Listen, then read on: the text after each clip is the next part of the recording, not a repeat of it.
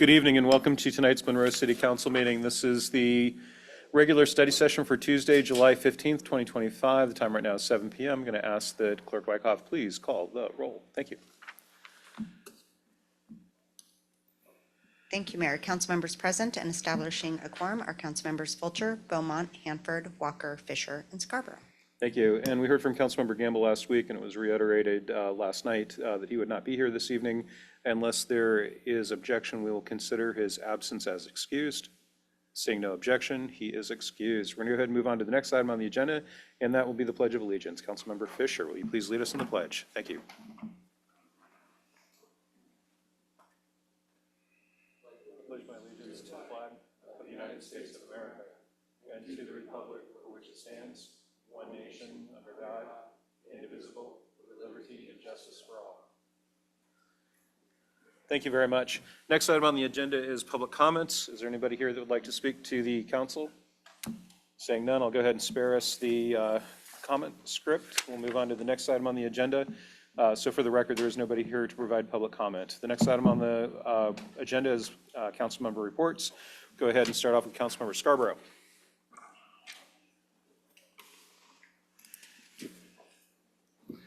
Well, I'm kind of glad I'm first today so I can get everybody else's thunder. The exercise yesterday at the new city hall was fantastic. The building is fantastic. It's obviously long overdue, and congratulations. I think Jacob and you and whoever helped design it, it really came out nice, and the employees deserve it. It looked fantastic. Thank you very much, Councilmember Scarborough. Councilmember Fulcher, we're going to go down the line today. Ditto. Thank you, Ed. Councilmember Beaumont. Thank you. Councilmember Walker. After my long-winded speech yesterday, I was kicking myself because I forgot to mention that I appreciate you, Mayor, and Deborah so much and all the work you guys put into the quality and the design of the building. I know every brick was inspected, and I appreciate it because obviously it's going to stand for a long time. So thank you for the care that you put into the construction of that place. Thank you, Councilmember. That's all I got. Thank you. Ditto. Councilmember Fisher. So same, but with Miss Knight, I kind of wrapped it into staff and all of the work that went into that and how awesome it was. Deborah, you being a big part of that, orchestrating a lot of things that you do. But yes, I never complimented Mayor Thomas on it. So yeah, I appreciate all the stuff that you did to make that kind of happen. And yeah, it looks really good. It's amazing. On different stuff, got a hold of WASDOT to come out and look at the stuff that's accumulating on the other side of 203, so the south side, out of city limits, and their DOT land. They were great. I was in contact with somebody from the city, Macy, I believe, contacted me, and it was kind of hard to kind of figure out which numbers to call, so found them.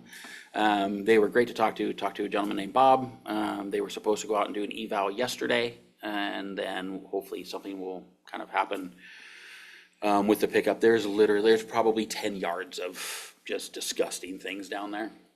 And then there's an Acama that's also on county land, actually county area, private land that's back in there.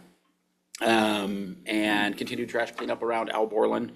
Ran into some fish and wildlife people that were just really, really nice people. And then the bathroom that was down there, they come down there, that's at the boat launch at Lewis Street. They're down there once a week, cleaning that up. And I was in there cleaning stuff up, and he came in and was like, I'll take over from here, which was amazing. Meeting a lot of really cool people and a lot of people that probably need some resources. And yeah, it's kind of a cool outreach thing. And so, yeah, I just continued to kind of do that. And then City Hall was amazing. Again, still, and always. Thank you. Thank you, Councilmember. Councilmember Hanford. Thank you, Mayor. Thank you for doing that, Councilmember Fisher. Yeah. Ditto to what everybody else has already said. And I'm just glad that Clerk Wyckoff brought the leftover cake for tonight. Thank you, Councilmember Hanford.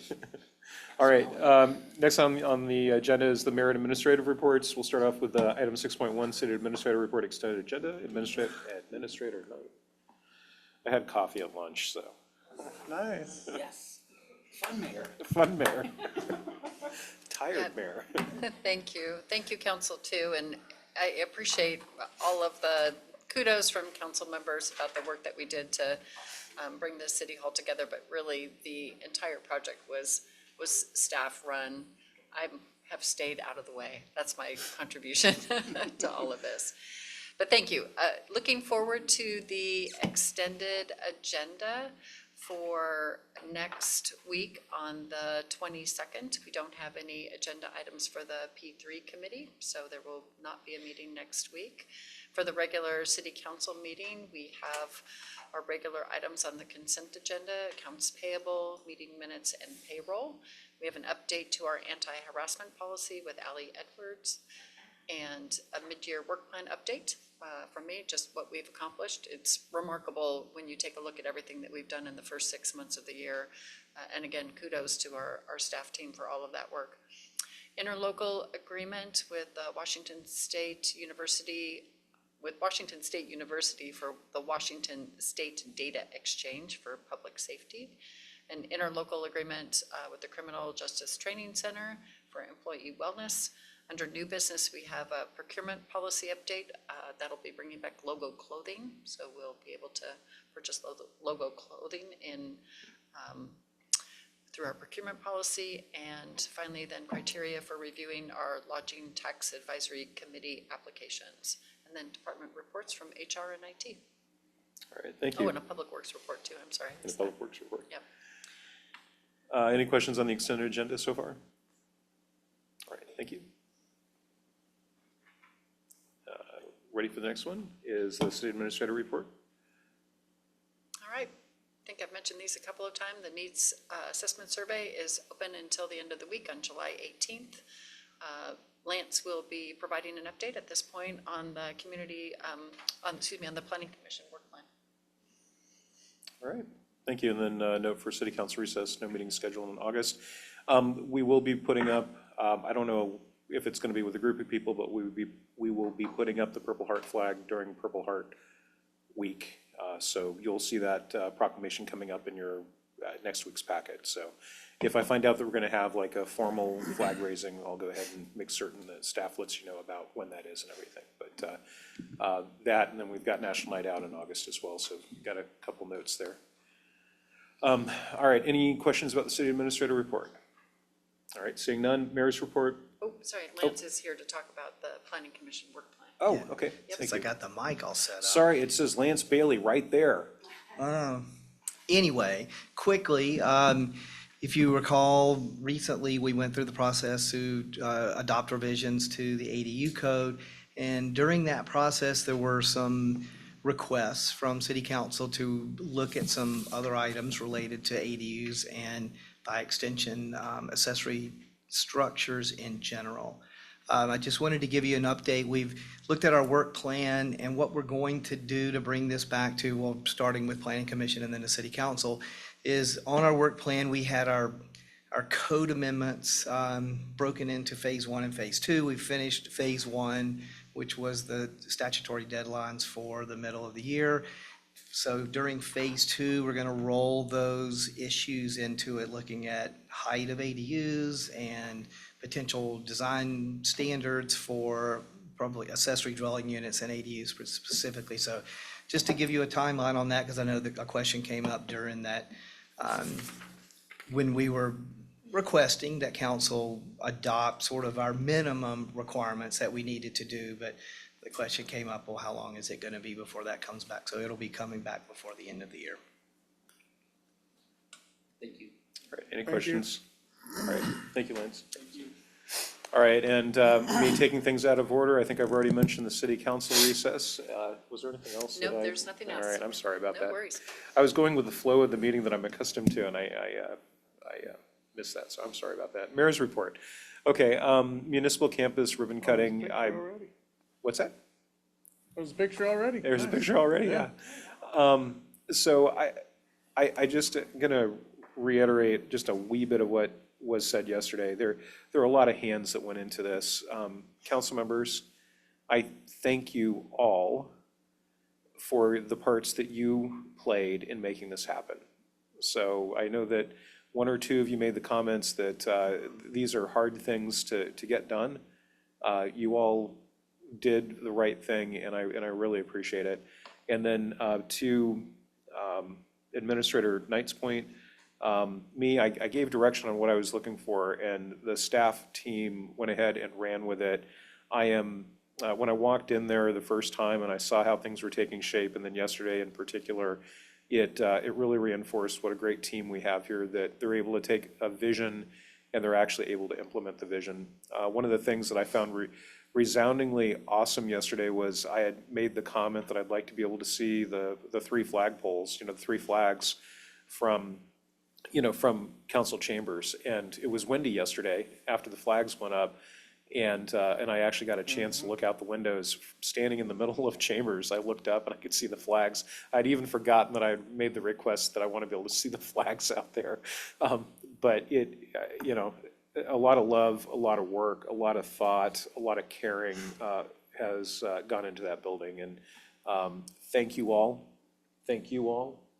Thank you to the staff. Thank you for the people who organized the event yesterday. Just a very profound thank you. All right, anything else on the mayor's report? Does anybody have any questions for me? Okay, thank you. All right, we're gonna go ahead and jump right into discussion items. 7.1, ordinance number 017-2025, proposed code revisions to Monroe Municipal Code, MMC Title IX, Park Code, with Jacob Roberts.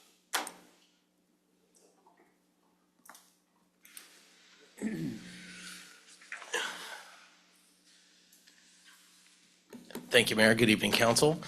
So to my right, skiers left for you all up there, is Mr. Mike Thomas. So he is the interim parks manager, has been with the city for 10 years. Mike has a very diverse background. I feel it's very important to point out that he is a graduate of Washington State University, much like some other amazing city employees, Scott Peterson, myself. Mike worked in the refinery business, has public works experience with the city of Snohomish. And like I said, he's been with us for about 10 years. Story about Mike, we hired Mike and Tyler Christian at the same time. Mike Farrell and I had an arm wrestling match. I lost. I got Tyler Christian, which really wasn't that bad of a deal, but he left. So Mike's still here with us. I think I'm winning either way. So Mike, take it away. Code updates for Title IX. All right, thank you, Mayor. Thank you, council. Thanks, Jacob. So I'm presenting on park code revisions, and the big thing that we were trying to do is clarify regulations and definitions. Looking to provide a clear enforcement process to the park codes and update outdated language. Another update, generally speaking, is that we try to streamline the approval process by removing redundant references to city council and designating authority to Parks and Recreation Department Director. Most of the updates from these code sections were adopted in the 90s and early 2000s. So we're due for some updates. Looking at the general code updates, we revised a bunch of the codes, but added two more codes. We wanted to establish the purpose and construction section here, establish general regulations in effect for all city parks. And we wanted to ensure that the codes align with the First Amendment protections. Definition section was added to the park code to define department, define director, and camping. Our hours, dawn and dusk, those are the operating hours of our parks, and we wanted to clarify that they were using the U.S. Weather Service times. And with that, we wanted to revise it to show who was allowed into the parks after hours. So those people would be law enforcement, fire district, authorized city employees, and contractors for work. The erection of signs and structures, that was updated to allow for concessionaires to put up signage within a concessionaire agreement. in the off-leash dog area, that had updated, I apologize, off-leash area for dogs, that section was revised to update text to match updated definitions that we added previously. Some more general code updates. Solicitors and loudspeakers, that was updated text to match updated definitions. The sports or vehicle use restrictions. So on this code, it was updated to limit parking to designated parking areas. So trying to limit parking to the parking lots and keeping folks out of the grass areas and sports complexes. As we know, sometimes in events we have a large crowd and we have some folks parking in different areas. Approval for sports locations, so pickleball and skateboarding were added to a list of prohibited sports outside of their designated areas. So trying to keep skateboarding in the skateboarding areas and pickleball on the courts. And then the public facilities, water and other utilities. This ensures that park users have permission to use utilities such as power and water, and those are designed through rental agreements and special event permits. Last of the general code updates. Speed and endurance competitions prohibited. We added vehicles drift style racing. So that was an update. Fires, that code was updated with a list of devices and appliances that were prohibited outside of designated fire pit areas. So those fire pit areas would be our shelters that we already have barbecues in. Trying to keep them out of like beach areas and athletic fields and things of that nature. Trespass ordinance was, that was updated to for text to match updated definitions as well. So removing Mineral Parks Manager, and that became Director. Use of watercraft restrictions. So those restrictions, that code was updated to restrict boats from launching from areas other than designated boat launch, the designated boat launch. So that being at Lake Ty. That way they're not launching from different areas from around the bank. Exceptions were made for concessionary agreements and special event permits. So we have kayak rentals that happen out at Lake Ty and they launch from the west side of the beach. And so we wanted to make sure we have a carve out for that. Gas-powered vessels are now allowed for maintenance purposes. It was all electric. And this is for construction or city staff to do maintenance and also contractors as well. Camping restrictions. So it's important to note that camping restrictions is only allowed under approved special event permit and for a maximum of 2 nights. This code was updated to allow for camping at all city park facilities. And this was previously only allowed under Lake Ty and Scarborough. So the idea here is that as we grow and events grow, there might be opportunities to have camping in other areas, and we could allow that under a special event permit. Litter and trash receptacles. Subsection B was added to this code, prohibiting a list of items here that we have listed out, which would be dangerous and extremely hazardous waste, human waste and sewage, and household trash. Moving on to prohibited substances. Open containers of alcohol was previously prohibited. We added cannabis to that list of prohibited items. Possession was also clarified under this code. Civil infraction was added for possessing an open container or consuming while at a park. And then exemption was updated for alcoholic beverages for special events when accompanied by appropriate state permits. Last on our list was park exclusions. This was updated to apply to individuals that violate any provision of this chapter, violate any park rule, or violate any provisions of this code or revised code of Washington. Also updated were code updates to the exclusion periods. The first exclusion period was increased from 7 days to 90 days. And the second exclusion period was updated from 90 days to 365 days. Also added was a new subsection that linked Alborland, Lewis Street, and Sky River as one park due to their contiguous nature for the exclusion periods. And the hearing examiner would oversee the exclusion, and if they were upheld, the appeals were upheld, they would go to the Snohomish County Superior Court for the appeal. So in conclusion, In conclusion, we're here to propose the new code tonight. First reading of the updated ordinance would be July 22nd, and adoption by September 9th. That concludes my presentation. Thank you for your time. Right. Questions from the council? Councilmember Beaumont. I love the picture. That is so awesome.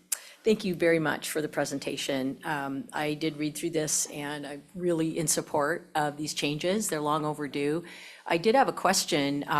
They're all really good. I just have a couple questions.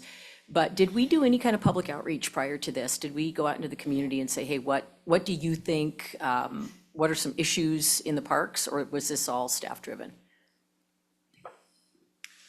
These were reviewed with the park board.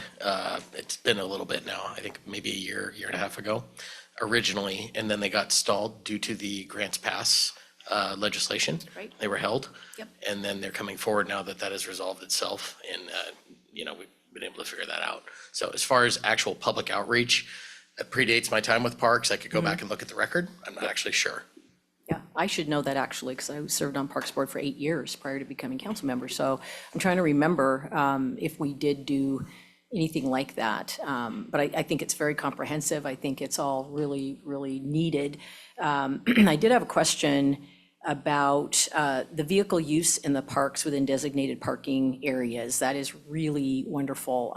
Just this past weekend, I was at Lake Ty and 2 cars parked blocking the boat ramp right by the skate park and just left. And, no one could get their boats in and out, and it was really frustrating. So some of this is welcomed. I think it's really going to help. So thank you for your work on this. I support it very much. Thank you. Councilmember Hanford. Thank you, Mayor. So a couple questions. Thank you for the report. This is excellent information. But just questions for clarification. Back to the skateboarding, 9.28.160. So that would make people cannot ride their skateboard down around Lake Ty.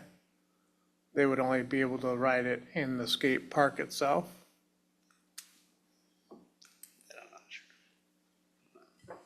We'll look into it. I'm fairly certain you can ride a skateboard on a path or a trail, but Okay. we'll verify, and when we come back, we'll have an answer for that. Okay, because I pass people on skateboards around Lake Ty pretty frequently, and they're not like jumping and trying to do tricks and endangering people. They're just going around the lake. So I would not be in support of that if it has to do with limiting them from being able to go around the lake. I am in support of keeping them in the skate park if they're trying to do the tricks and all that, so. The next one, 9.28.200, I think it's the next page.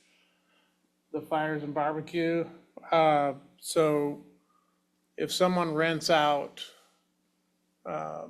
one of the 2 shelters at the park, does that give them access to the little barbecue area that's like right on the corner of each of those? Yes, it would. So if someone's already there and they're using it and they've reserved the shelter, how does it work? How's that conflict? Good.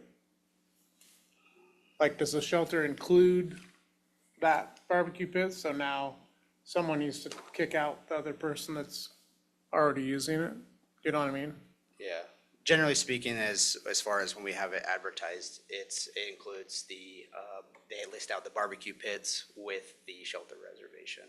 So those would be included. As far as getting somebody out,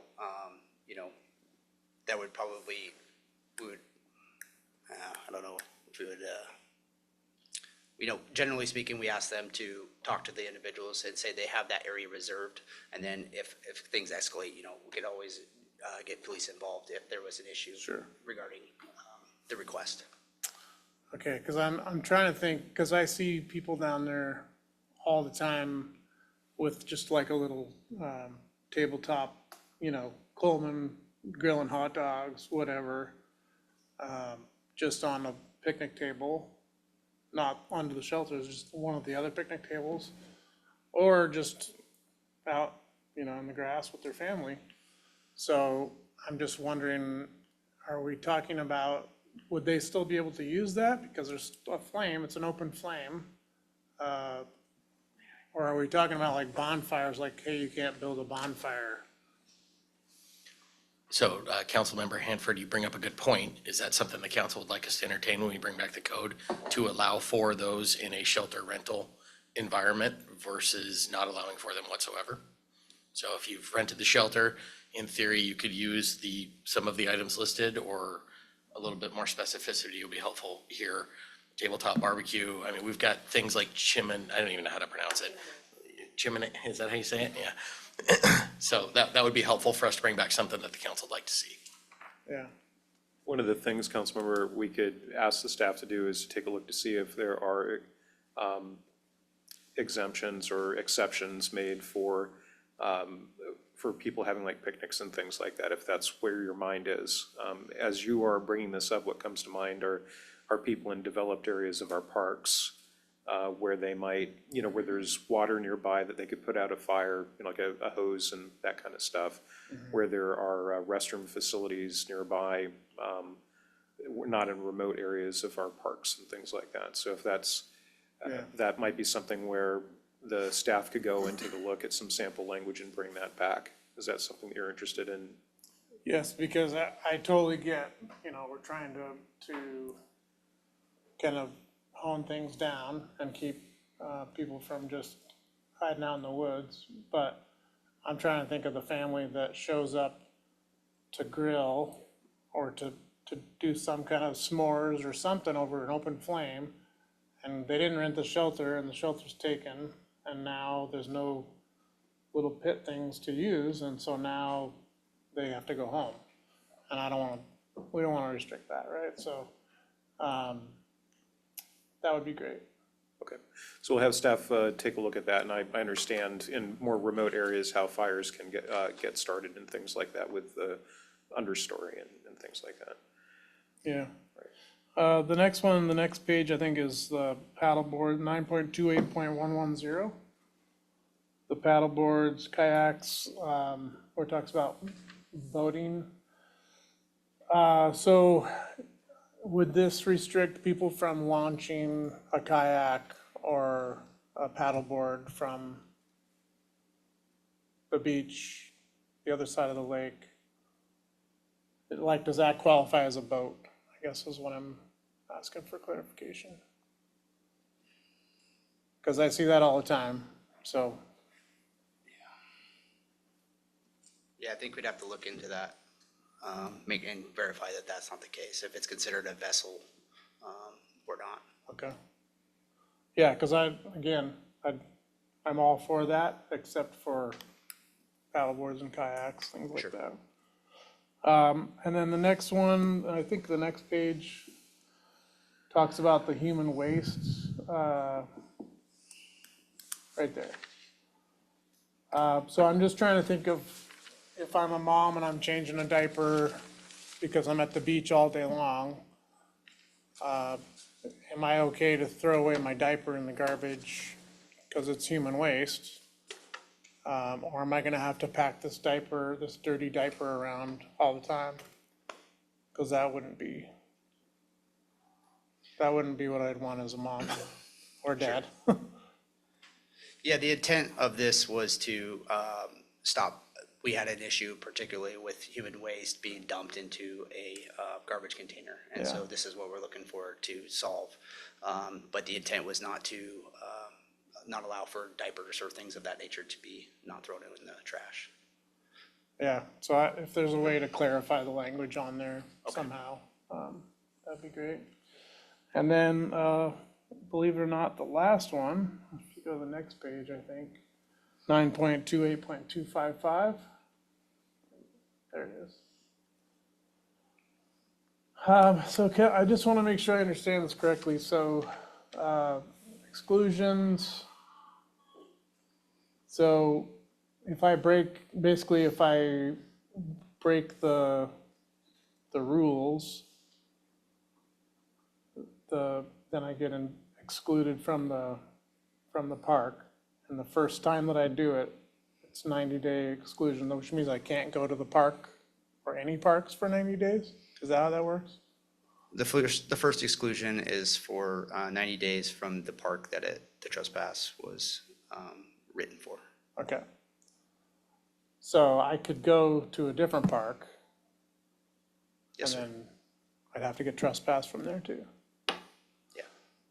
So the second time I get trespassed, now I'm banned from just that park for a year. On the second exclusion that was increased from 90 to 365 days, that one, it can be any or all parks at the second time. Okay. So I think that, well, I'd love to hear other council members' thoughts on if we want it to be just that park or all the parks. In my mind, I'm thinking if you've already been trespassed twice, then you've had your chance and you shouldn't be allowed in any of the parks. But that's just my thought, but I'd love to hear other thoughts. Thank you. All right, thank you. Councilmember Fisher. Hello.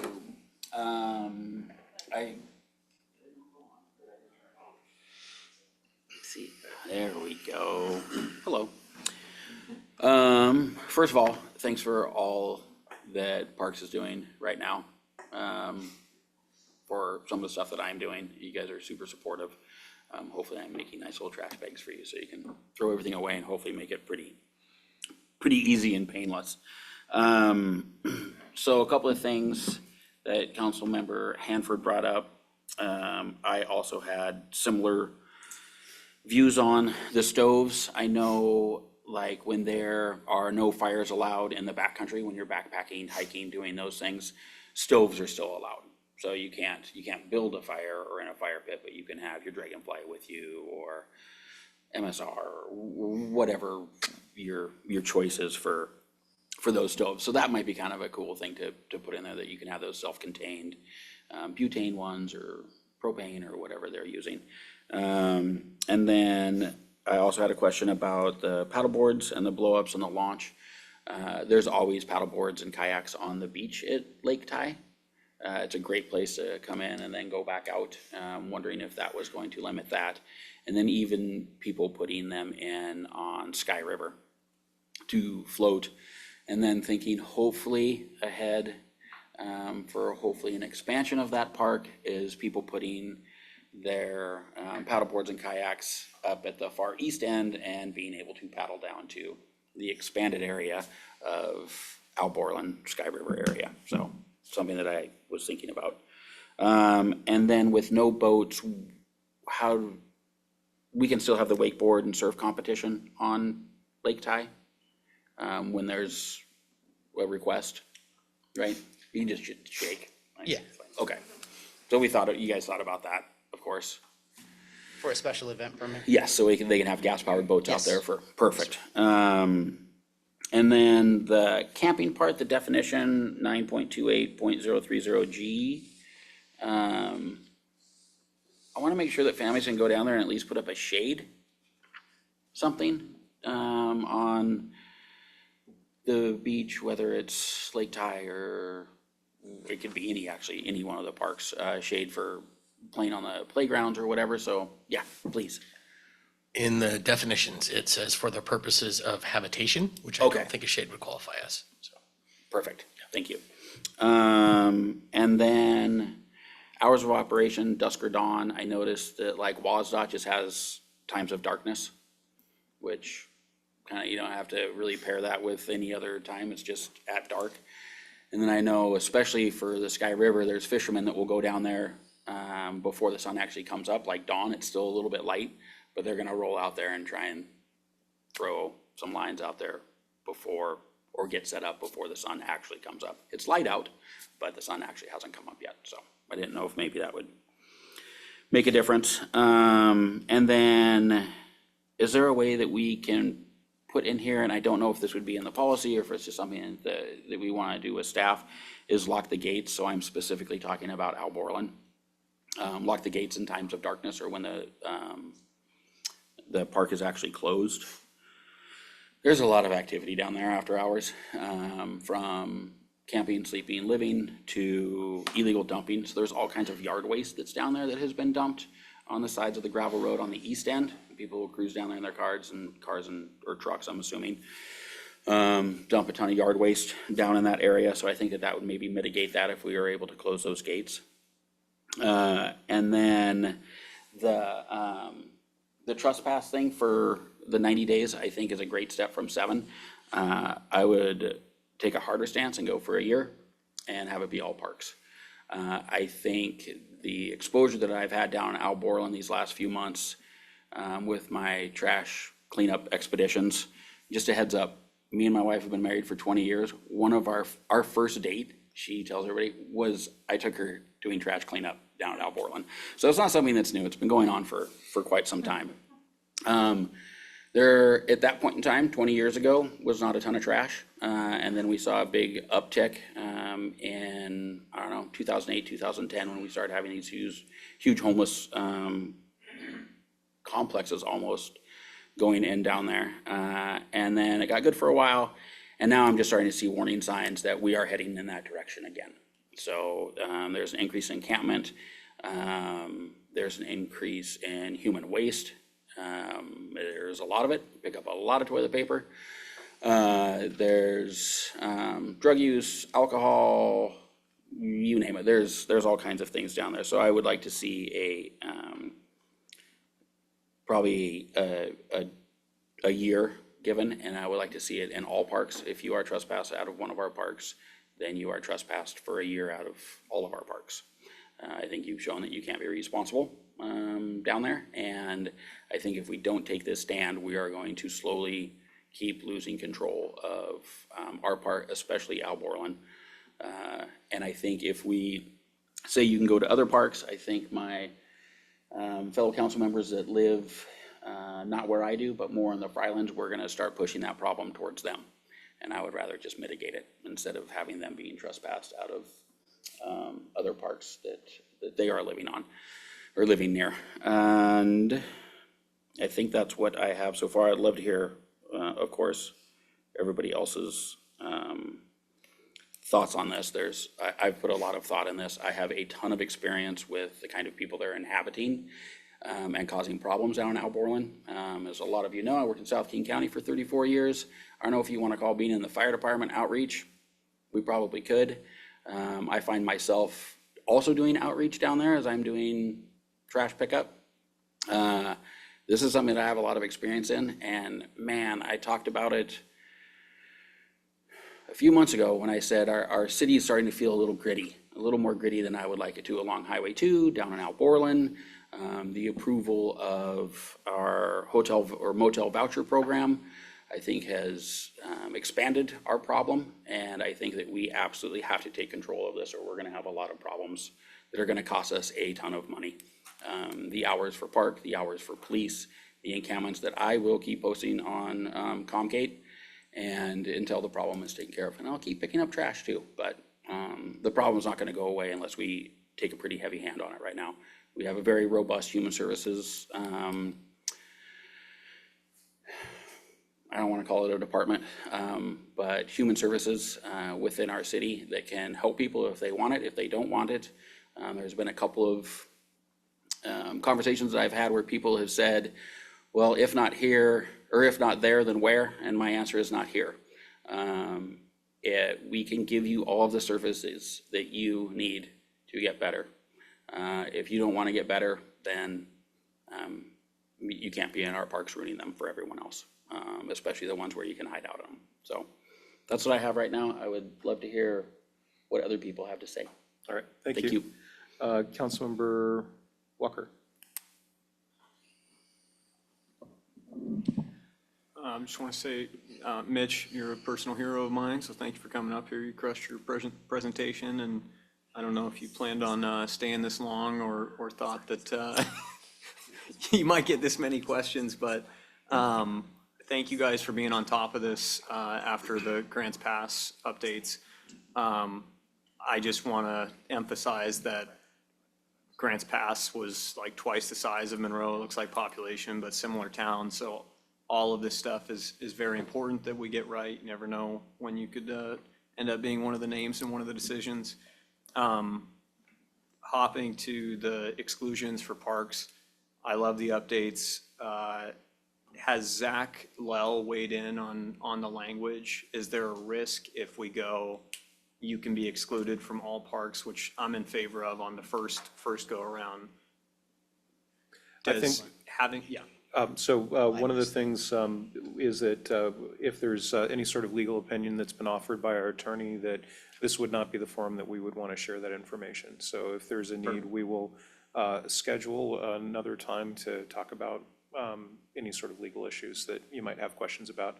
So as you have questions, we'll take note of those, and then we'll answer them in the appropriate form. That's a great point. You could, I think, what other cities are doing, that sounds great. Thank you. So in the development of that code, which we did work on it with Zach, other cities in Snohomish County have there's a diverse selection, of course, right? There's cities with no park exclusion. There's cities where they use trespassing to exclude people from parks. And there's cities like Monroe. And the range generally is from 7 days to 1 year. Some of them choose a 7-day initial and some of them choose a 1-year initial. So it really is all over the board. We have not had the city attorney assess risk whatsoever, but we certainly could. And like the mayor said, we could bring that back later. Okay, awesome. I didn't realize I said Mitch. Mike, sorry. I don't know. I am tired. It's terrible. But I appreciate you a lot. You have done a lot of great work. And I just wanted to also go to the language of the code update, going back to Councilmember Hanford's point earlier. I think it says, with regard to boat launches, it looked like it allowed even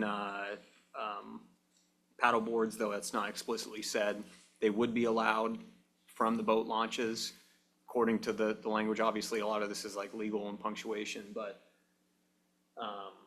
so I thought that language looked good. Councilmember Fisher had a good point about the beach, though, launching from the beach at Lake Tide Park, which I'm sure is very common. So I guess that's in no way conclusive, but I did have a question when it comes to concessionaires. Have we ever discussed vending machines at any of our parks before? Not to my knowledge. I know the topic's come up once or twice, but we've really never discussed it in depth as far as involving me personally. Gotcha. In the time I've worked at the city, we had vending machines at parks. We do not anymore. It's been quite a few years, but they have existed in the past. Awesome. Something I was curious about the other day. Anyways, I guess going back to the questions that were kind of posed earlier, I am for expanding the exclusion to all parks, not just the single one. Otherwise, I think we will have just kind of a whack-a-mole situation. And yeah, I'll leave it there. Okay, thank you very much. Councilmember Beaumont, did I see your flag going up earlier? Okay, Councilmember Beaumont. Thank you so much. Couple questions. I'm wondering with the launching of the boats, what was the intent on restricting that?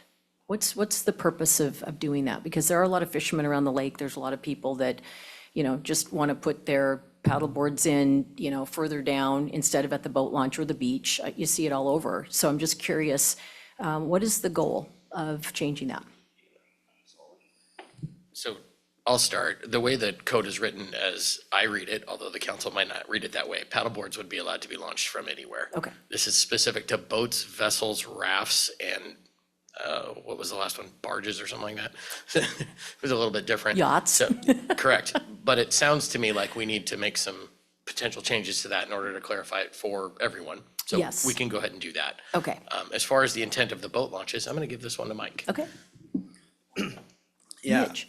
I definitely did not write this per se, but I think the intent behind it was to stop bank erosion along the bank. I know a couple of the areas we've actually, in the past, we've taken benches and moved them back across the path from being on the same side as the lake due to erosion issues that we have with, just the dirt eroding away in the lake, and then the bank starts to fall away, and then it creates different hazards and things of that nature. So one of the things is we can take everything and put it into one location that's actually prepared for that, to take that kind of abuse, and then we won't have erosion around the rest of the lake causing makes sense. issues.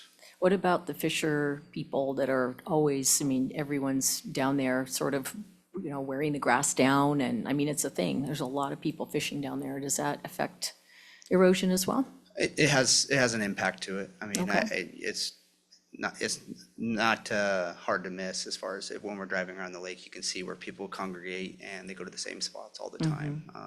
And so repairs have to be made from time to time. Is that something that we might want to keep an eye on? We certainly don't want to limit people fishing there. I know it's a really great, outdoor thing, and lots of families go down there, but it is impacting the lake. And if we're considering boats of different types, creating that erosion, we might want to look at that too, because that's wear and tear on the lake as well. I did have a question about some of the benches that are around Lake Ty. I've noticed here and there that some are added. New ones are there, and some of them have plaques on them. What is our process for adding park benches to our parks?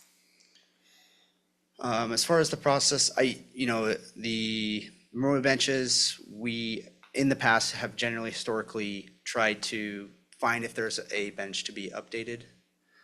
Once we designate there's a bench to be updated or a need for a bench in a certain area, then we will, folks can, they can request to have a memorial bench put in. And with that, they go through a process of donating money, and we purchase the benches, we purchase the plaques, and we get everything squared away. And then once those items come on board or are delivered to us, then we will install them. But they're paying for the supplies and the material and all of that. And does that go through Park Board for approval? Not that I'm aware of as far as each occurrence. Okay, that's something we can talk about at a later date, but I've noticed a lot of new benches around Lake Ty.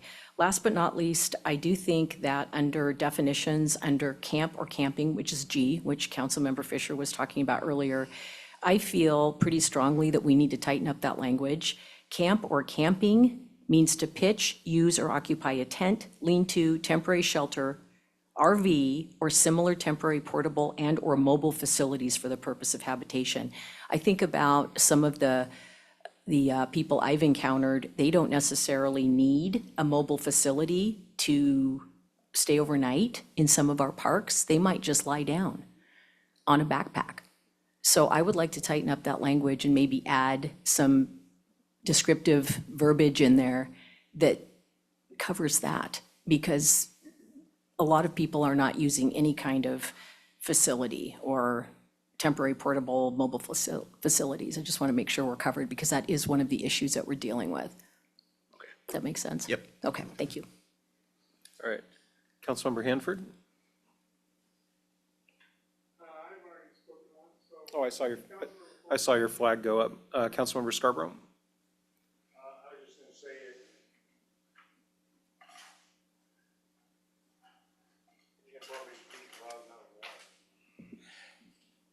In the erosion thing where the fishermen are, we might start with something simple, like appealing to their sense of concern about our concern about erosion of the bank by placing signs up, and see if that at least slows it down, or maybe it stops it before we take too drastic a measure as saying no fishing off the bank, okay?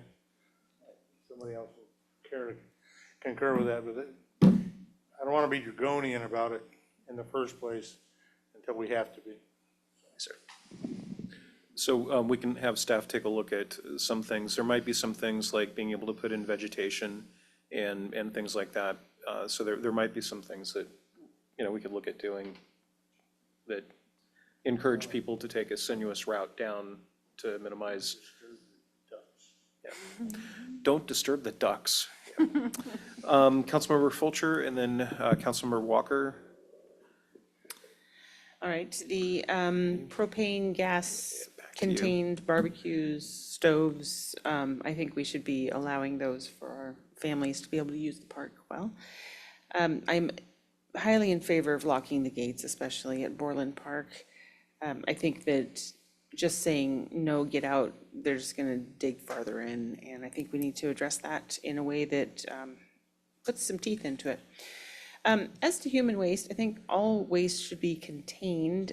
As a mom who changed a fair amount of diapers at the park, I have no problem taking out my kid's poo. I mean, it's my kid, it's my poo. So, trespass from all parks, I think it should be from all parks. I think that the whack-a-mole situation that you said was very accurate, and we can all get an accurate picture of what would happen there. Boat launching from the beach, I'm all in favor. And I do agree that we need to say a little bit better definition on camp. I know we've got current people laying down at Travelers Park every night and day, and, you know, I think we've all seen that, and that's, they don't have a shelter, but they're clearly camping down there. So, thank you. I am very glad you're addressing this, so good job, Mitch. All right. All right, thank you. Councilmember Hanford, then Walker, then Fisher. Councilmember Hanford. Thank you, Mayor. So yes, the fishing issue, I don't think, I mean, yes, the fishermen are fisher people are affecting the bank. But I think the real intent is when you push a kayak up into the bank, then you're gonna cause damage to the bank way more than somebody stepping down to get more water in their bucket for the fish they caught. So I'm not worried about fishing people myself. I agree with the better definition of the camping. One question I have for clarification, and I think, Jake, I think we talked about this before, but I'm not quite sure. When we installed the lights around Lake Ty on the north side, west side, I think it was Mike Farrell I talked to about this, because the park says it's open dusk to dawn or dawn to dusk, whatever. But I've walked around the lake at night under the lights that we installed, so people can walk around the lake at night. So is that trail considered part of the park, or, like, I don't want to restrict that kind of thing, especially winters around here. By 4:30, it's dark, and now you can't even walk around the lake with the lights that we put up, so. Generally, all our parks are closed from dawn or open from dawn to dusk, except for when otherwise posted, which we have here in the code. And Lake Ty is posted from 5 a.m. to 10 p.m. in the evening. There's signs on the north end and on the south end stating such. Okay. Thanks. Yeah, to your point, I mean, I used to run a while ago, and running early or running late, and sometimes with a flashlight around Lake Ty was a common thing that I would do. I suspect that Councilmember Beaumont does that as well.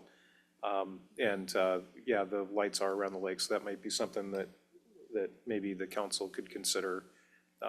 It's one thing to be off the trail or on the lake, but it's another thing to be on a multi-purpose trail that has lights, especially in this environment. Flip side, 5 to 10 might be, 5 a.m. to 10 p.m. might be adequate.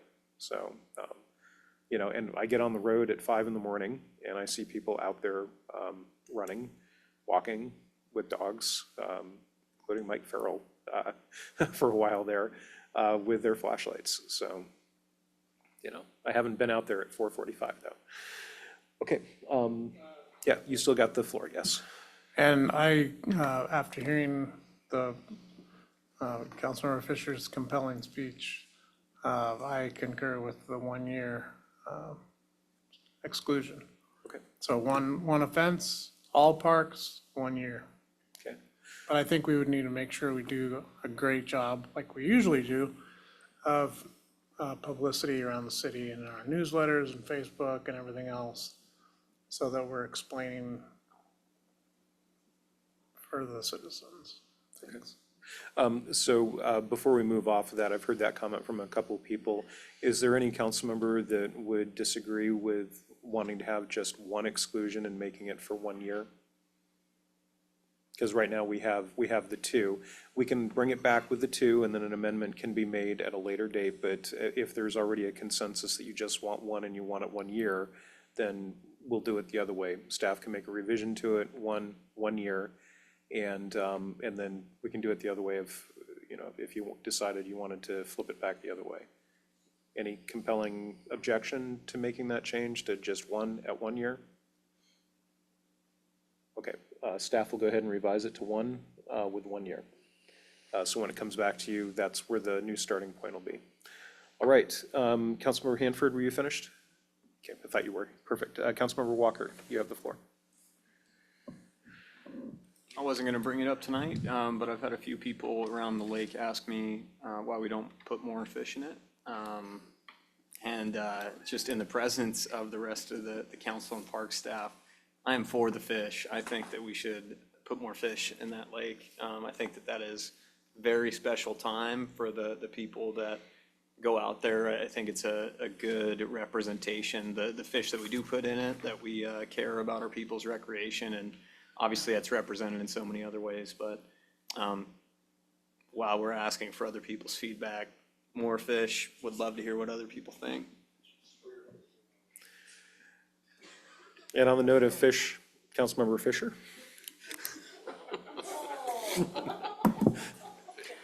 I was trying to find a way to work in, fisherman, fisher person, fisher. I tried. Yeah, the fish family's taking some heat, man. Fisher people. So I agree. I don't know what the cost is to plant it with, from bass to trout. There are some amazing lakes to fish around here. I'm not gonna tell you which ones they are, though. So the erosion thing with the fisher people, maybe just pole holders that are up 10 feet from the bank, right? They can stick their poles in, might keep them from going down to the bank. I don't know, I was just Googling stuff. Obviously, they have spike ones, but we probably have to set them in concrete or do something, but I don't know if it's even something that's realistic, but just an idea. And then we're talking about the trespass thing. What happens when, and this is, tell me if I'm off here, because we're talking about the parks, but I'm thinking of, is behind the library considered one of our parks? Or is that just considered city land? And if it's not a question for here and we have to go down a different road of just city land and not parks, then we can do that at some point. It's in a state of transition from being owned by a private corporation at this point in time. So, Yes. Not owned, I'm sorry, leased by a Yes. private corporation. Okay, It will eventually become parkland. okay. Well, the portions that belong to the city of Monroe behind the library, which is not all of it. Yes. But, yeah. So I guess the question was a little bit on public land that is not considered a park, on city land that is not considered a park. City Then- property. Yes. But that's gonna be probably a discussion for a different forum, so, thank you. Thank you. All right, I think I've gone through all of the list. Any other questions, comments? All right, so staff will go ahead and take what they've heard here today. They'll go ahead and make some revisions here and there that we've discussed. They'll also pull together some research on some alternatives for some of the things we discussed. And then staff will be back to you with responses to your questions. That might bump out a couple of the dates that were originally up there since we were looking at first reading at a meeting, but we'll go ahead and proceed. Thank you very much, and thank you both very much.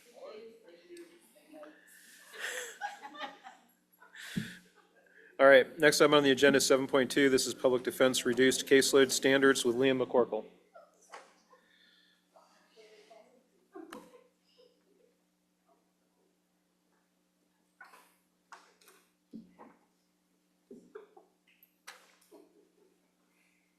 Thank you, Mayor. Good evening, Council. Today I bring to you the Public Defense Reduced Caseload Standards. This presentation is just informational only, but I will of course be happy to answer any questions that the Council may have. So way back in 2012, the Supreme Court adopted their numerical caseload limits that we have been planning for over the last 13 years. Those caseload limits were set at 400 unweighted misdemeanor cases per year. Essentially what that means is no public defender that is hired by a city can be prescribed cases over that 400 case limit. Fast forward 12 years later, the Washington State Bar Association Board of Governors proposed a new set of standards that frankly drastically reduced these caseload standards. Instead of having kind of an unweighted case count, they proposed a weighted caseload limit. Weighted meaning that depending on the type of case, it would be counted for a different amount of cases. So for example, DUIs, assault, domestic violence cases would count as 1.5 cases instead of 1 cases. And then it also significantly reduced that kind of 400 case limit that was originally adopted in 2012. Instead, it outlined kind of three phases, for reducing misdemeanor case credits and caseload limits. Phase 1 was set to commence actually a couple of weeks ago in July 2nd, 2025 to 280 misdemeanor case credits. Phase 2 commencing the next year down to 225 misdemeanor case credits. And then finally phase 3 all the way down to 120 misdemeanor case credits. So all the way from 400 down to 120 in the span of just 3 years. This got passed over to the Supreme Court for approval. A public comment period ensued. City of Monroe, along with a plethora of other cities, submitted a joint letter outlining their concerns both to the costs that this would incur on the city's increasing public defense budget, as well as just noting concerns about the scarcity of public defenders that already exist in Washington's market and how we would be able to keep hiring the number of public defenders in order to even meet those caseload standards. Regardless, early in 2025, the Supreme Court issued their decision that they would mostly adopt the standards outlined by the WSBA with a couple of small changes.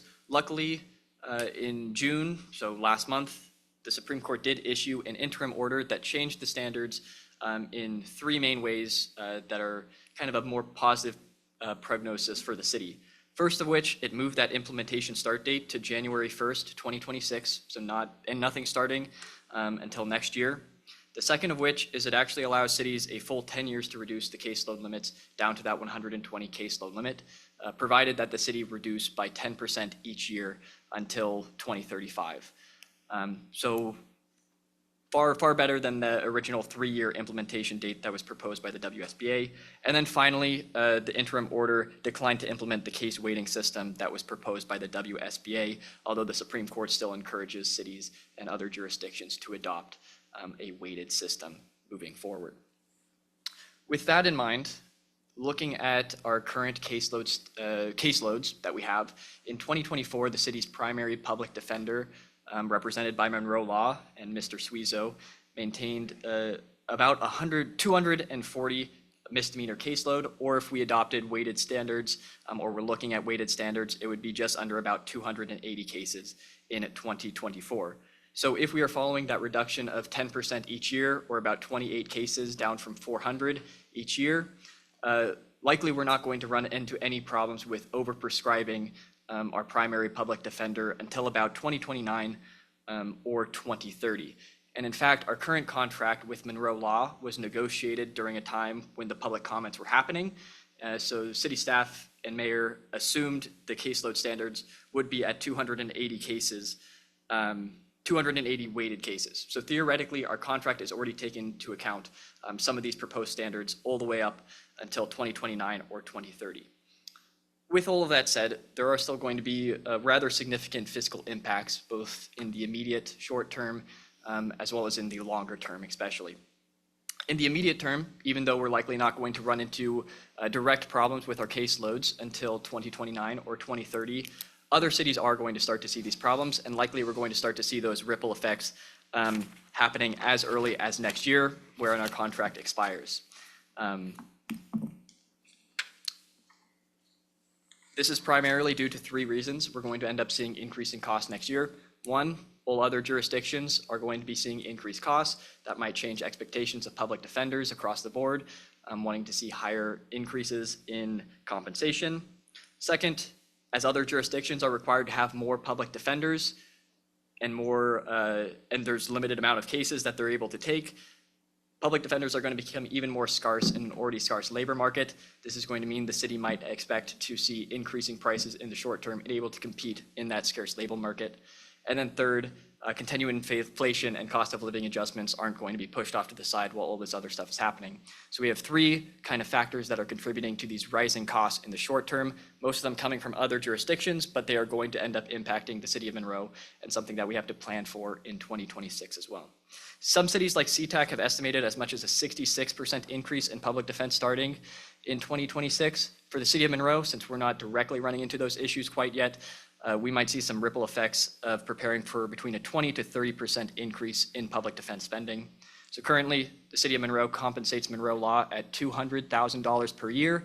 In the next contract, which we think contract negotiations will begin next month in August, the city may expect to pay as much as $240,000 to $260,000 annually, which is an increase of between $40K and $60K.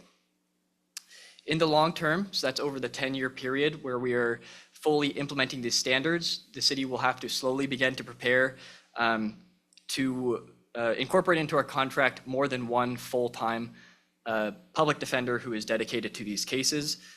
Based on our current caseloads, if we expect those to remain steady, we could get away with continuing to hire just two full-time public defenders in our contract.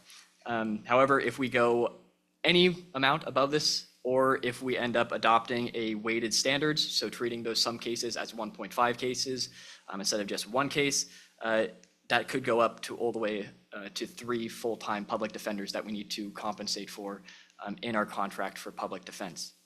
So with that in mind, our current contract, once again, is about $200,000, not accounting for inflation.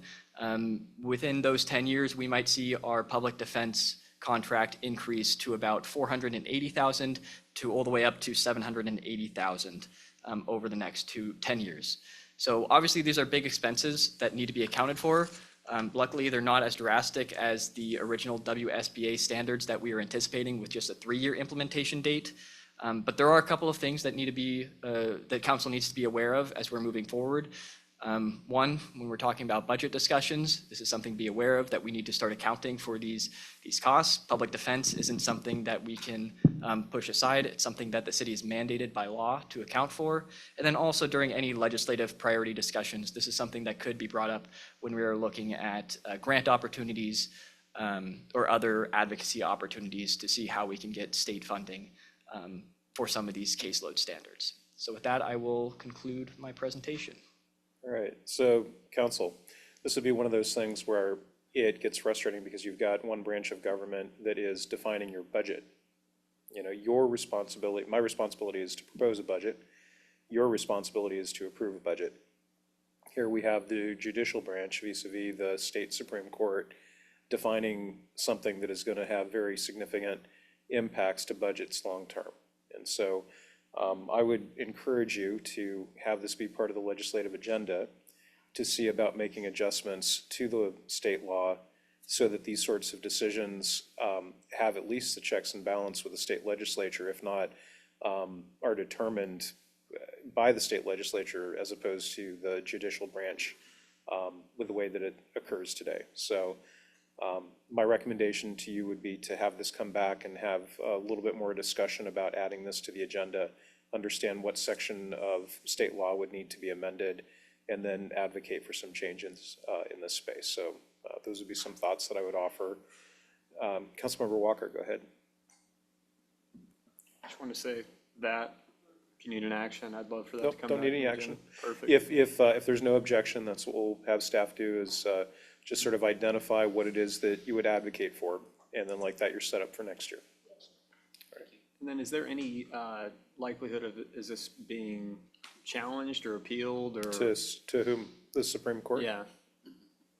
That's the challenge, is it's the state Supreme Court that's made the decision, so the staff will take a look to see what sort of appeals process there is, but that's the challenge, is that the state Supreme Court hears from folks and then makes the decision and sets it, so,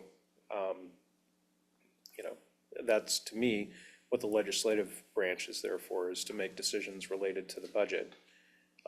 So for me, this decision should have been at least balanced with the state legislature and the judicial branch, if not just, decided upon by the legislative branch. Because you're looking at next year, $40,000 to $60,000 extra. The year after that, it's gonna go up each year. At some point, you're gonna end up having to make decisions. Do you wanna fund parks? Do you wanna fund police? Do you wanna fund planners? Do you want, and so on and so forth, right? And then you were just talking about regulations today. I mean, that's something I hope you're thinking about, is that law enforcement going out and enforcing the parks code that you were just talking about, that's gonna lead to somebody ending up potentially in court, which means we're gonna have to pay for public defense, and the public defense costs are going up. So there's a circle here. So it's just looking at the whole system, and this is one part of that system. It was not intentional that the two conversations occur tonight. This is just how things fell. But anyway, Councilmember Walker, you still have the floor, and then I've got Councilmember Beaumont on deck. Thank you. Councilmember Beaumont, go ahead. Thank you. I just wanted to point out something that I noticed in the report, Liam. Thank you so much for that.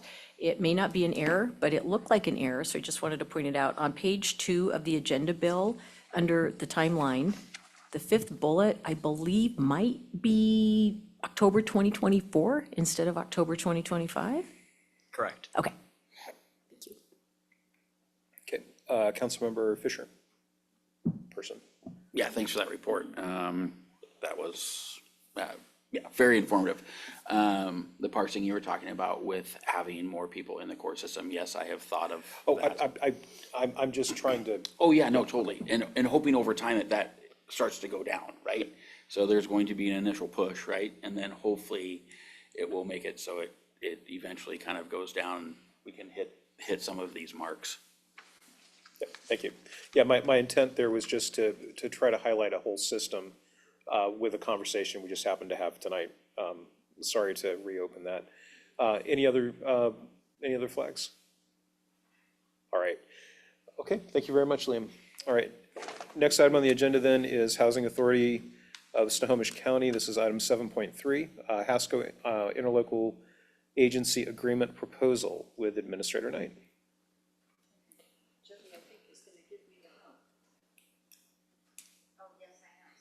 No worries.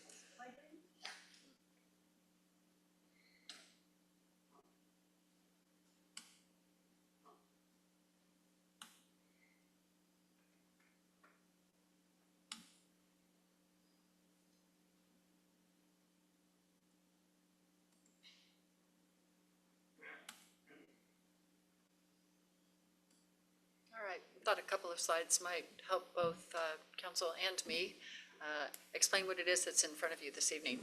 So the request from the Housing Authority of Snohomish County, otherwise known as HASCO, is to operate within the city limits in order to acquire the lake apartments. And that's the property that's highlighted in the picture on the slide, so you can see that property. It's got currently 9 buildings and located on Blueberry Lane. So the requested action today for the city council is to discuss the request and to, from HASCO, to operate within the city limits in order to purchase the Lakeview apartments, and then provide some direction to staff and Mayor Thomas about potential next steps. So who is HASCO, or what is HASCO? So HASCO is a housing authority, and they are operating under RCW 35.82. They are an independent agency, which means that they're not part of Snohomish County government. They are independent from Snohomish County government. Their mission is to provide housing to Snohomish County residents. So again, they operate within all of Snohomish County. They own and manage over 2,400 housing units, and I did provide a chart there, a pie chart that outlines the types of housing that they do operate within Snohomish County. So 2,400 units and a variety of housing types. And then they also administer 4,100 housing vouchers. So they do both housing units and then rental vouchers as well. So what is the purchase and sale agreement that they have entered into? They're actually right now in their 60-day due diligence period. And the property that they're looking to acquire is 10.33 acres. It includes 112 units of multifamily housing that was constructed in 2019. It is located at Blueberry Lane, so it is right on the corner, almost at Blueberry Lane and Kelsey. It includes both 1, 2, and 3 bedroom units. The rent for those units, according to the website, it ranges from about $1,850 to $2,500 a month. And then the size of the units, 1 bedrooms are 630 square feet, all the way up to the 3 bedroom units, which are just a little over 1,000 square feet. And then the property includes 2 parking lots and some covered parking as well. So what is the purpose of the purchase? They are looking to maintain current affordability levels. So 50% of the units need to target households making less than 80% of the area median income. And for a family of 4, that's about $157,000 a year. So that's 80% of AMI. Rent increases are tied to inflation and operating expenses. They want to preserve the tenancy of the building, meaning the existing tenants would stay in the building. And then as vacancies arose, they would fill those vacancies then with individuals and families making less than 80% of AMI until they met that 50% threshold. And then they're also looking to explore potential future development on the site. There's a piece of available property on the site for an additional unit, but then they're also considering management offices and then some shared community amenities as well. So they might consider some future development there. So city authorization is needed.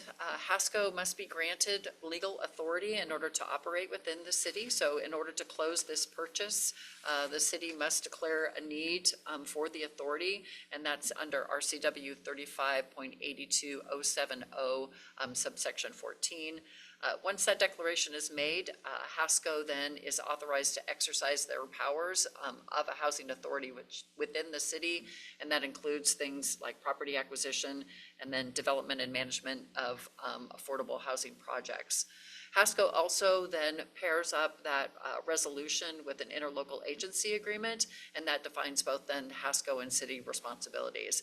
And I provided in your agenda materials just a sample that I was able to find online, so you could see what does that resolution look like, granting that authority, and then what is a sample of an interlocal agency agreement. So the city has no obligation to grant that authority to HASCO. HASCO did in the memo that they provided to the city in attachment A outline then the benefits from their perspective of entering into this agreement with the city of Monroe.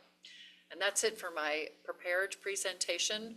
This is not my area of expertise, so most of the questions that you have this evening, I'll have to document and then come back to you if you are looking for some additional information besides what was presented this evening. Thank you. And can we go back to the slide just so that we make certain we stay on topic as to what we're being asked or what we're asking the council. So tonight I'm looking for the council's direction on whether or not you'd like us to proceed with proceed with an agreement with HASCO. So you can see that there on the screen. So that's a policy question being presented to council today. Councilmember Scarborough, you had your flag up first. Go ahead. I'd like a little more information on the pros and cons of allowing it. I'm not sure I understand the good and the bad. Usually if there's something good for somebody, it's something bad for somebody else. Then I'm not sure I'm getting both sides of the story. Okay, thank you. And then the alternatives that are up there on the screen. Are there any other council members with questions or comments? Councilmember Beaumont. Thank you. So according to the agenda, Bill, I just want to make sure I understand this correctly. Once the decision is made, this is just for the Lake Apartments, but it's a formal mechanism to allow Hasco to function within the city, purchase this property, and operate this property. So any future projects in Monroe it says may require additional legislative or administrative approvals, such as a comprehensive plan amendment, zoning changes, or SEPA review, depending on the project scope and land use implications. So my question is, if we do this, we approve it, and this goes forward, which I think it's a really beneficial project in many ways, anything that they may want to do in the future needs to be brought back to us.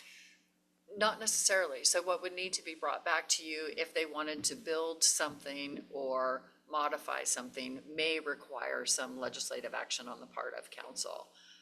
But I believe, and again, we can clarify this, but I believe that if you write the resolution in a way that says they are going to be the city's housing authority, right, they're allowed to operate within the city limits, that then allows them to do other projects as well within the city limits. Okay. I did have a similar question earlier today, but wasn't able to reach anybody, and to be fair, it was after 5 p.m. So I was curious whether or not we could potentially limit then our authority just to this property. Right. Which I think is the question that you're asking. Indeed. So I will follow up and find out more. Great. That's one of my just questions and concerns. Also, it's a very, very busy area there, and granted, it's already built. One of the units is built, but they're talking about adding 50 additional units, community space for residents, offices. There is a lot of impact there. That's the pork chop area of Blueberry. And it concerns me just a bit to add in another building with 50 units in it and contribute to some of the traffic issues going on there. Just something to think about, I think, as we discuss this. And overall, I really appreciated, Deborah, you including the City of Mount Lake Terrace information in there. That was very, very helpful. Thank you. Thank you. Councilmember Walker. The voucher program that we did was my first experience so far, and I'm sure many of your guys is in allowing some kind of outside interference or effect on our housing, or at least some of the distribution of someone's outside. Yeah, that's right. And it left me in a position of I express concern about ceding city authority, because as it seems like this is kind of a gateway agreement. And I would just be concerned about kind of giving over this authority. Be interested to hear what others think. All right, thank you, Councilmember Walker. Councilmember Fisher?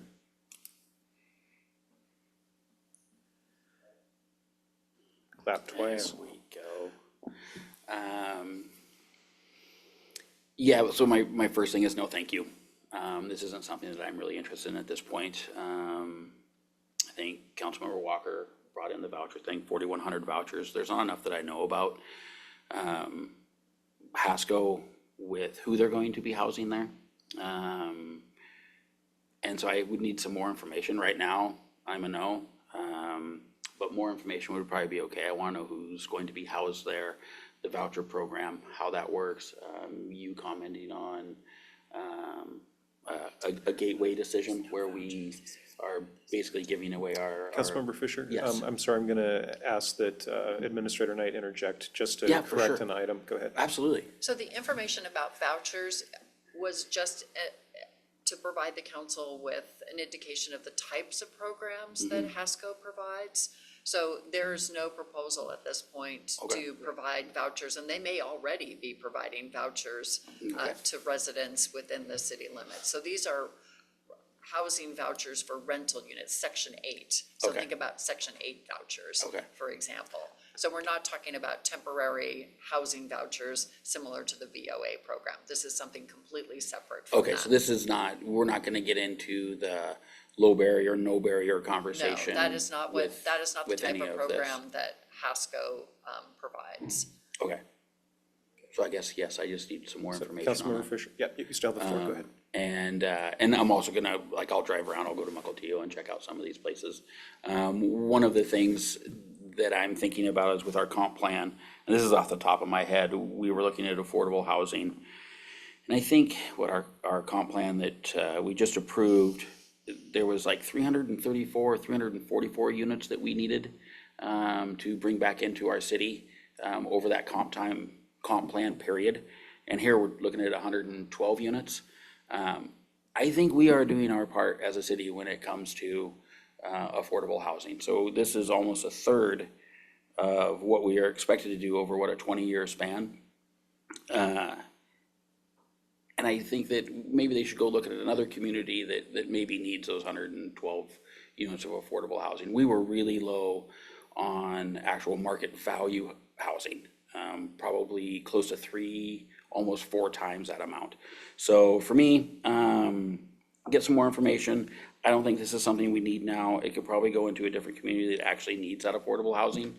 At this point in time, I think that we have done our part, and we've done it really, really well. And it's kind of just going by the comp plan. Thank you, Councilmember Fisher. Councilmember Hanford.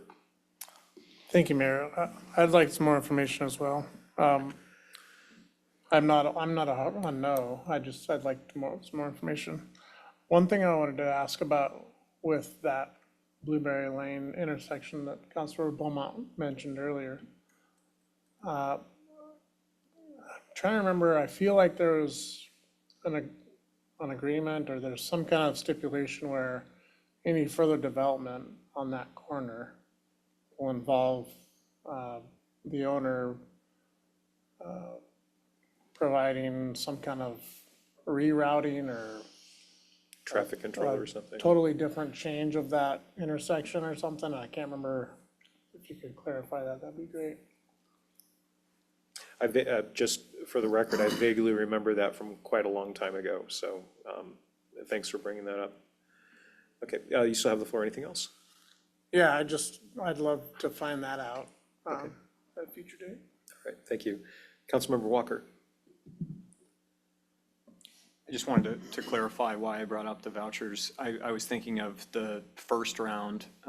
We had a contract with an organization to dispense those vouchers, and personally, I started to get concerned that they were being given just as much to resident or to the unhoused outside of Monroe as they were within Monroe. And so I didn't kind of like the idea of Monroe being used as a hub for the area. And my concern is similar for this. I mean, it might not be the case right now, but when I brought up the gateway in the future, once this is authorized as a housing authority in our city, and maybe an acquisition of the River's Edge, if I remember that correctly, happens, and maybe there is a policy to start doing vouchers. I worry about it kind of snowballing out of our control. And I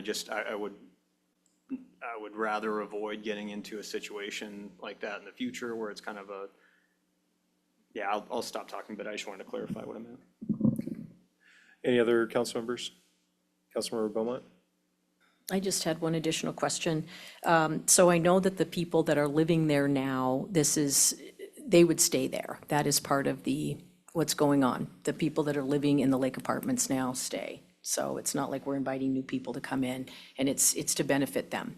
I would be interested to know what the vacancy rate is, if all of those apartments or condos are rented now, and sort of what the turnover is. Are these people signing, a couple year-long leases, or do they intend to stay for a while?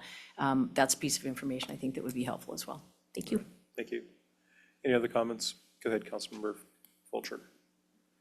I am looking forward to getting more information on this as well. My tendency is to go against it because we do have a lot of housing in that range of finance.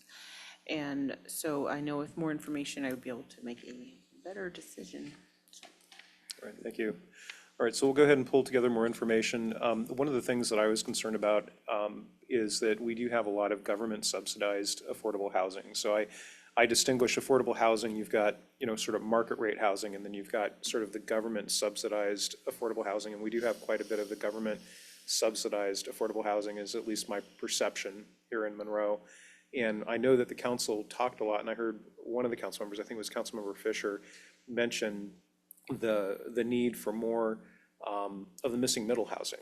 And so while I could be wrong and staff can clarify later, if, another entity could acquire the property and could look at doing something else with the property that might, maintain that missing middle, and so that was one of the concerns that I had when this was shared with me. So I do appreciate the council being open, because at the end of the day, this is a choice of the council to make. But I do want to just share with you that I had similar concerns to, at least with that point. You've all brought up concerns that I discussed with the Haskell representatives, but that was one thing that one of you said I just wanted to highlight. It's that opportunity cost, that economics, that opportunity cost of being able to have maybe the housing condominiumized in the future, maybe another entity coming in and having that not government subsidized, but missing middle housing. So those were some of the things that we talked about. Okay, so Deborah, is there any clarification that you need to bring this back? Okay. Have it, thank you. All right, sounds good. Thank you very much, council members, on that, and thank you very much, Deborah. We'll bring back some more information to council. In the meantime, we are finished with the main part of our agenda. We do have an executive session this evening. It's under 8.1, property acquisition pursuant to RCW 42.30.110, subsection 1, subsection little b. You want to do 5 minutes? 5 minutes. Okay. So we're going to do this for an initial 5 minutes. By my clock, the time right now is 8:31 p.m. We will go in for an initial 5 minutes to 8:36. If we need to, we'll announce extensions. Those will be announced in here. And then when we come back, there may be action to follow, if nothing else, to adjourn the meeting. So we are now in executive session for an initial 5 minutes.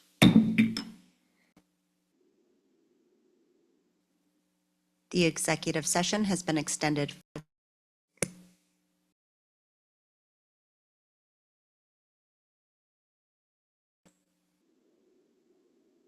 The executive session has been extended 5 minutes.